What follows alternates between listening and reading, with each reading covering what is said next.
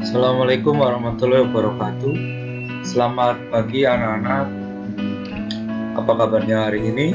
Ya, bertemu lagi dengan saya Pak Tino pada pagi hari ini. Semoga semuanya sehat, tidak ada halangan suatu apa, dan semoga wabah COVID-19 segera berakhir agar kita semua bisa bersekolah seperti sedia kala.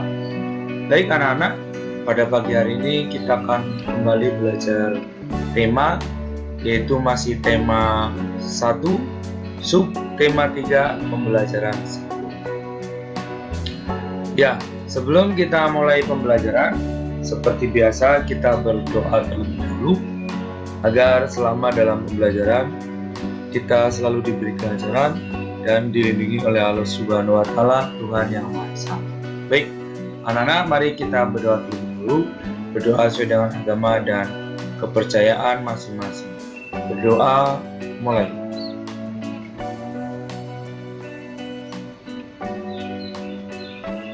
Selesai.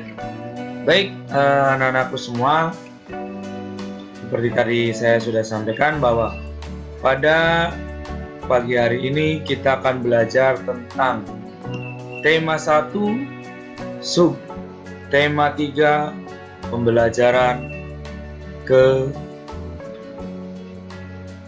berapa?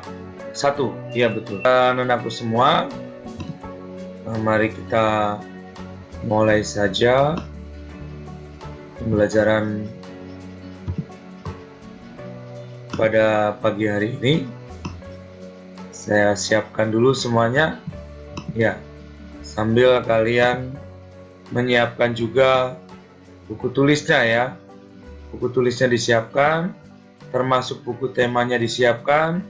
Buku tema 1 masih buku tema 1, disiapkan alat tulisnya, disiapkan pensilnya, penghapusnya, kemudian jangan lupa disiapkan buku tulis untuk mencatat hal yang penting. Buku siswanya, buku tema 1 juga disiapkan. Oke, kalau udah siap, kita mulai saja pembelajaran pada pagi hari ini. Ya, untuk tema 1 subtema 3 ini, judulnya adalah Ayo Selamatkan Hewan dan Tumbuhan. Jadi, kita wajib menyelamatkan hewan dan tumbuhan. Ya, di halaman mukanya pembelajaran 1 subtema 3 ini ada gambar 3 hewan. Ya, ada gambar yang lagi bergelantungan ini adalah orangutan. Kemudian yang sebelah kanan ini adalah badak bercula 1. Kemudian yang di sebelah bawah ini adalah harimau. Harimau ini kemungkinan adalah harimau dari Sumatera ya. Ini harimau Sumatera, ini orangutan dari Kalimantan, ini badak bercula 1 dari ujung kulon. Semuanya hewan khas dari Indonesia. Dan hewan-hewan ini hewan yang hampir punah. Dan tugas kita adalah menjaganya biar tidak punah. Sesuai dengan judul subtema 3, Ayo Selamatkan Hewan dan Tumbuhan. Baik anak-anakku semua, kita mulai saja. Ya, kita ini adalah materi kelas 6 ya. Tema 1 materi kelas 6, subtema 3 pembelajaran 1. Ini ada 2 gambar. Ya, kalian bisa lihat ada gambar hutan, ya banyak ditumbuhi tanaman, pohon-pohonan yang tinggi. Kemudian ada perkotaan, ada gedung-gedung bertingkat di sini. Ya, kemudian ada pertanyaan. Apa yang terjadi dengan hutan tersebut apabila dijadikan perkotaan? Apa yang akan terjadi dengan hutan tersebut apabila dijadikan perkotaan? Dan yang kedua, bagaimana dengan nasib hewan yang hidup di hutan? Bagaimana nasibnya kalau hutan tersebut dijadikan perkotaan? Kemudian yang ketiga, di mana hewan-hewan tersebut akan tinggal jika hutan telah musnah? Yang keempat, bagaimana pengaruhnya terhadap kehidupan manusia jika seluruh pohon dan semua hutan di bumi habis? Ya, tidak ada lagi di bawah. Nah, pertanyaan-pertanyaan ini boleh kalian jawab di kertas HVS. Nanti diserahkan ke guru kelas masing-masing. Ya, silakan. Ada 4 pertanyaan untuk menganalisa gambar hutan dan gambar perkotaan yang ditumbuhi. Kalau ini ditumbuhi pepohonan, kalau yang ini ditumbuhi bangunan bertingkat. Oke? Ya. Ini ada slogan atau ada teks yang isinya bertambahnya jumlah penduduk dunia dan semakin meningkatnya kepentingan manusia menyebabkan hutan di dunia semakin terancam kelestariannya. Apa yang harus dilakukan manusia untuk menjaga kelestarian hutan dan hewan di dalamnya? Ya, mari selamatkan hewan dan tumbuhan. Ini ada poster ya. Ayo selamatkan hewan dan tumbuhan. Ajakan sosial. Baik, ada teks tentang ayo lestarikan hewan dan tumbuhan langka di Indonesia. Saya akan baca, tolong disimak baik-baik. Indonesia merupakan negara kepulauan yang kaya akan beragam jenis hewan dan tumbuhan. Setiap pulau di Indonesia memiliki hewan yang unik dan menjadi ciri khas pulau tersebut. Komodo di Kepulauan Nusa Tenggara Timur merupakan salah satu contoh hewan langka yang dilindungi oleh dunia internasional. Saya perbesar. Ya. Pulau Komodo secara resmi diakui sebagai salah satu dari 7 keajaiban dunia. Pulau ini menjadi sebuah taman nasional yang dikagumi oleh masyarakat dunia. Disebut Taman Nasional Pulau Komodo di Nusa Tenggara Timur. Ya. Oke. Kalian bisa ulang baca lagi, silakan. Selanjutnya kita ke halaman 113. Taman nasional banyak terdapat di Indonesia seperti Taman Nasional Tanjung Puting di Kalimantan yang melindungi orangutan. Kemudian tujuan dibuatnya Taman Nasional adalah untuk melestarikan hewan dan tumbuhan yang semakin berkurang jumlahnya. Bertambahnya jumlah penduduk menjadi penyebab utama berkurangnya hutan tempat hidup hewan-hewan tersebut. Pembangunan gedung dan perumahan menjadi penyebab menyingkirnya hewan tersebut dari habitat aslinya. Perburuan liar mengakibatkan hewan tersebut berada di ambang kemusnahan. Ya. Oke, itu teks tentang menjaga kelestarian hewan dan tumbuhan langka. Baik, ini ada pertanyaan lagi. Mengapa hewan tersebut perlu dilestarikan? Apa manfaatnya bagi kelangsungan hidup rakyat Indonesia? Jadi saya bantu jawab saja di sini. Hewan tersebut perlu dilestarikan karena merupakan hewan-hewan yang hampir musnah. Jadi tidak ada lagi, jumlahnya sangat sedikit. Kalau tidak dilestarikan, kalau dibiarkan diburu, maka akan hilang. Seperti orang hutan di Kalimantan. Kalau tidak dilindungi, dibiarkan musnah begitu saja, maka akan hilang. Tidak ada lagi yang namanya orang hutan. Jadi mungkin anak cucu kita tidak akan melihat lagi orang hutan karena musnah. Kemudian hewan-hewan tersebut juga sangat bermanfaat bagi manusia untuk menjaga kelestarian ekosistem. Ya, kalau hewan-hewan itu musnah maka mungkin ekosistem hutan akan terganggu. Seperti itu. Baik, kita lanjut lagi. Bagaimana dengan hewan dan tumbuhan di daerahmu? Apa kelestariannya terjaga? Cari dan kumpulkan informasinya. Kalau yang hidup di daerah perkotaan, ya, mungkin seperti di Bekasi, mungkin tidak ada lagi hewan-hewan yang langka. Kemudian tumbuhan-tumbuhan langka juga tidak ada. Baik, sekarang kita lanjut. Ya, jadi kita lewatin saja. Kalian disuruh mencari ciri khusus dan dari hewan-hewan langka tersebut, tapi karena mungkin boleh silakan, tapi ini mungkin mengikuti dari tugas dari guru masing-masing. Kita lewatin dulu. Sekarang kita belajar kembali tentang kawasan Asia Tenggara. Ya, kawasan Asia Tenggara merupakan wilayah yang luas perairannya, lebih besar dibandingkan dengan luas daratan. Jadi luas lautannya lebih luas dibandingkan dengan luas daratannya. Oke.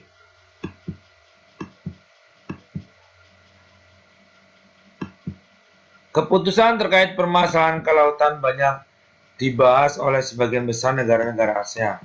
Negara di Asia Tenggara mempunyai sistem pemerintahan yang berbeda-beda. Namun pada dasarnya semua berbentuk republik, kecuali Thailand, Kamboja, Laos, Malaysia, dan Brunei Darussalam yang berbentuk kerajaan. Jadi ada negara ASEAN itu ada yang berbentuk republik, ada yang berbentuk kerajaan.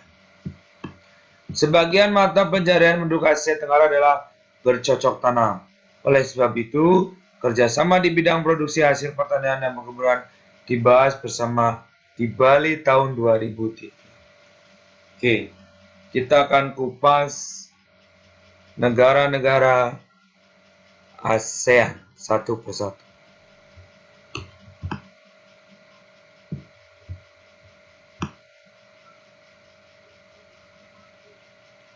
Baik, yang pertama adalah Brunei Darussalam.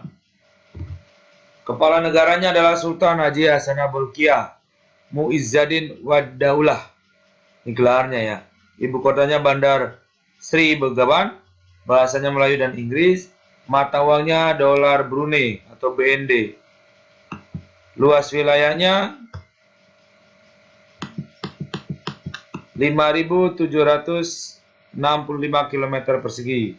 Jumlah penduduk 422.675 jiwa. Ini tahun 2014. Jadi kemungkinan tahun sekarang 2020 juga sudah semakin bertambah. Hari kemerdekaan 1 Januari 84. Brunei itu mendapat kemerdekaan dari Inggris karena dulu dijajah oleh Inggris. Lagu nasionalnya Allah Peliharakan Sultan. Negara ini termasuk negara kecil yang terletak di bagian utara Pulau Kalimantan. Berhasil memperoleh kemerdekaan tahun 1984 setelah hampir satu abad. Satu abad itu berarti sekitar 100 tahun di bawah kekuasaan Inggris. Negara yang pendapatan per kapitanya tertinggi di kawasan Asia Tenggara. Sistem pemerintahannya Kesultanan Islam yang dipimpin oleh seorang sultan. Jadi rajanya Raja Sultan Hassanal Bolkiah. Selanjutnya Kamboja. Benderanya seperti ini. Kepala negaranya Raja Norodom Sihamoni. Kepala pemerintahannya Perdana Menteri Hun Sen. Ibu kotanya Phnom Penh. Bahasa nasionalnya bahasa Khmer. Matongnya Riel, disingkat KHR. Luas wilayah 181.035 km persegi. Jumlah penduduk 15 juta jiwa ya. Ini tahun 2014. Jadi kalau sekarang mungkin udah semakin banyak lagi. Hari kemerdekaan 9 November 53 dari Perancis. Dijajah juga oleh Perancis. Lagu nasionalnya No Courage atau Royal Kingdom. Luas wilayah Kamboja tidak besar. Wilayah Angkor merupakan pusat pemerintahan Khmer. Kekaisaran ini menguasai sebagian besar daratan utama Asia Tenggara di abad 9 sampai dengan abad 23. Bangunan peninggalan Kekaisaran Khmer yang sangat terkenal adalah Candi Angkor yang dijadikan juga sebagai lambang negara atau lambang bendera Kamboja. Ini jadi bendera ini adalah bangunan Angkor atau kuil Angkor ya. Oke. Selanjutnya Indonesia, ya negara kita. Kepala negaranya Presiden Joko Widodo. Ibu kota Jakarta. Bahasa nasional bahasa Indonesia. Mata uang rupiah atau IDR rupiah. Luas wilayah 1.904.569 km persegi. Jumlah penduduk 253 juta sekian. Tahun 2014 sekarang pasti lebih banyak lagi. Hari kemerdekaan 17 Agustus, lagu nasional Indonesia Raya. Ya. dengan luas wilayah terbesar di Asia Tenggara. Memiliki lebih dari 17.000 pulau, banyak suku, agama, dan budaya. Ada ratusan dialek di seluruh Indonesia. Pancasila dasar negara yang ditetapkan oleh para pendiri bangsa. Nilai-nilainya terkandung dari tradisi serta nilai-nilai bangsa yang mampu menjadi landasan perilaku bangsa yang beragam, latar belakang etnis dan budayanya. Selanjutnya, Laos. Kepala negaranya Bonang Vorachit. Kepala pemerintahan Perdana Menteri Thongloun Sisoulith. Ibu kota Vientiane. Bahasa nasional bahasa Lao. Mata uangnya Kip atau Lak. Luas wilayah 237.955 km persegi. Jumlah penduduk 6 juta sekian. Tahun 2014. Hari kemerdekaan 19 Juli 1949 diberi oleh Prancis juga. Lagu nasional Peng Sat Lao atau Hymn of the Lao People. Aslinya itu nenek moyangnya berasal dari Cina Selatan. Pada tahun 1353 penduduk Laos dipimpin oleh Fangon yang menyebut wilayahnya dipimpin sebagai kerajaan sejuta gajah. Kerajaan besar ini bertahan hingga 1700-an. Sampainya terpecah belah. Sekitar tahun 1800 sebagian besar Laos dikuasai oleh Siam. Kemudian Perancis mengambil alih dan memerintah di sana tahun 1893. Pada tahun 1893 Perancis mengambil alih kekuasaan. 1994 Perjanjian Geneva menetapkan Laos sebagai sebuah negara yang bebas dan netral. Perang saudara masih berkecamuk antara pasukan yang setia kepada pemerintah melawan gerilyawan komunis Pathet Lao. Selanjutnya, Malaysia. Ya, Malaysia. Setelah Laos adalah Malaysia. Sebentar. Malaysia, kepala negaranya Sultan Muhammad V. Kepala pemerintahan Dato Sri Muhammad Najib bin Tun Abdul Razak. Tapi ini udah diganti ya. Udah diganti Perdana Mahathir Mohamad. Kemudian mengundurkan diri lagi. Yang terbaru itu saya lupa siapa namanya. Pengganti dari Mahathir Mohamad. Jadi ini udah diganti. Tun Abdul Razak itu udah diganti Mahathir, kemudian Mahathir diganti lagi. Ibu kotanya Kuala Lumpur. Bahasa Melayu, Inggris, Cina, Tamil. Mata uang ringgit atau MYR. Luas wilayah 330.803 km persegi. Jumlah penduduk sekitar 31 juta jiwa. Hari kemerdekaan 31 Agustus 1957 dari Inggris. Lagu nasionalnya Negaraku. Ya. Tahun 1400-an sejarahnya wilayah Selat Malaka dikenal sebagai pusat perdagangan. Sejak saat itu wilayah tersebut menjadi negara yang diperebutkan. Tahun 1511 Portugis berhasil menguasai Malaka. Tahun 1841 Belanda mengambil alih. Lalu tahun 1786 Inggris masuk ke Malaka dan menguasai Pulau Penang. Tahun 1824 Belanda menyerahkan Malaka ke Inggris. Pada masa Perang Dunia Kedua Jepang sempat menduduki Malaka. Namun kemudian Inggris berhasil menguasai kembali semenanjung Malaya tahun 45. 3 tahun kemudian Inggris membentuk Federasi Malaya. Di tahun 57 Federasi Malaya berhasil mendapatkan kemerdekaannya. Inggris juga menyerahkan Penang dan Malaka. Ya, berikutnya Myanmar. Kepala negara Presiden Tin Yau. Ibu kota Naypyidaw. Bahasa nasional Myanmar. Mata uang Kyat atau MMK. Luas wilayah 676.578 km persegi. Jumlah penduduk 55 juta sekian. Tahun 2014. Berarti sekarang bertambah ya. Hari kemerdekaan 4 Januari 48.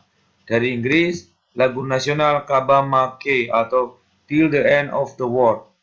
Myanmar. Ya. Tahun 48 Myanmar menjadi negara merdeka yang menganut sistem demokrasi parlementer. Perdana Menteri pertama bernama UNU. Tahun 1998, pihak militer yang dipimpin oleh Jenderal U Ne Win menjatuhkan UNU. Mereka mengambil alih kekuasaan negara. Sejak saat itu Myanmar menganut sistem satu partai politik dan meninggalkan sistem demokrasi parlementer. Oke, itu Myanmar. Berikutnya Filipina. Kepala negaranya Presiden Rodrigo Duterte. Ibu kota Manila, bahasa Filipino atau Tagalog, Inggris, Spanyol. Mata uang peso atau PHP, luas wilayah 343.448 km persegi, jumlah penduduk 107 juta jiwa tahun 2014. Hari kemerdekaan 12 Juni 1898 dari Spanyol. Jadi udah lama ya Filipina merdeka duluan. Lagu nasional Lupang Hinirang atau Chosen Land.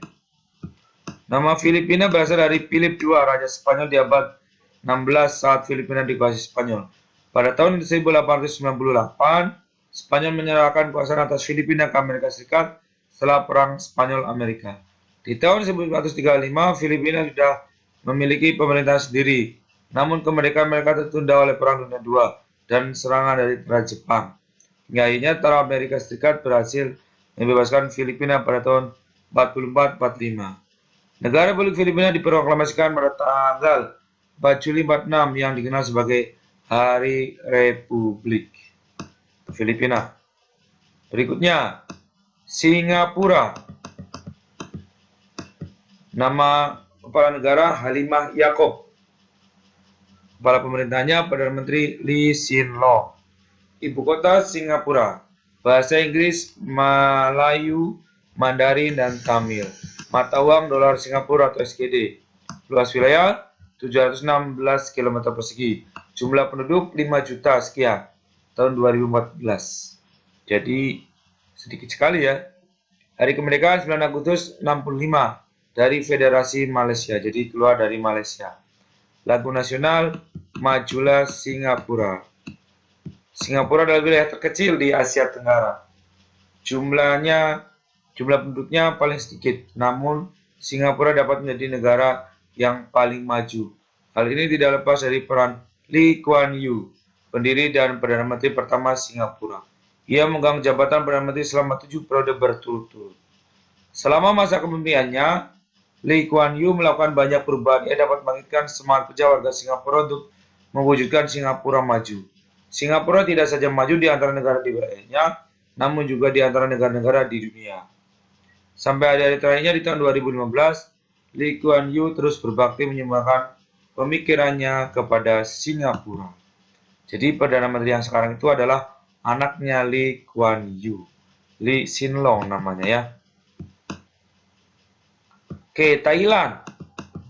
Kepala negara Maha Vajiralongkorn. Jadi raja ya. Kepala pemerintahnya Perdana Menteri Jenderal Prayut Chan-o-cha.